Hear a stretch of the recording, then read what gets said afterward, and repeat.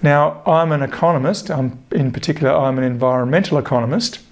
And one of the things that economics tries to do is to help the community and people and businesses to make good decisions. And what we mean by that is to make decisions that improve the well-being of people in society. Okay, we're not just interested in generating money. The reason that money is relevant is because it does relate to the issue of improving the well-being of people in society.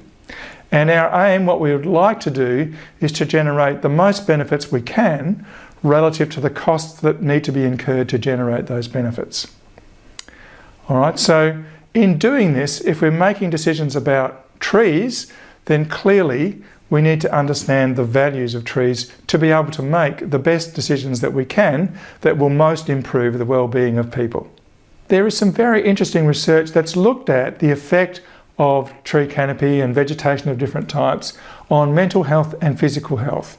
I'm just citing one study here, which is an Australian study, which found that in neighbourhoods with a tree canopy of 30% or more, adults had a 31% lower odds of developing psychological distress and a 33% lower odds of rating their general health as fair or poor, right, rather than a more positive rating. And it's quite interesting that this study concluded that these benefits are mainly due to the tree canopy component of public open space, because green spaces that only consisted of open grass rather than a tree canopy didn't deliver the same level of benefits. People probably don't have a very high appreciation of the potential benefits of trees. Now, there has been some research looking at the effect of urban temperatures on mortality.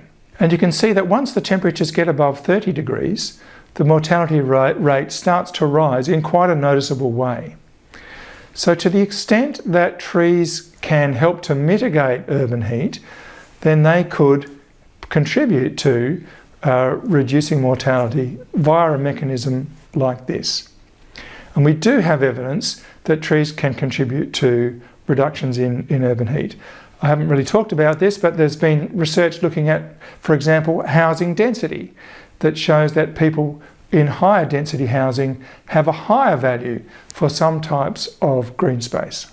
So in conclusion, I hope you can take away from this presentation that for Australian cities and urban areas, there's really powerful evidence that supports substantial investments in urban trees and vegetation, and that this investment is powerful because it's able to improve the well-being of the community.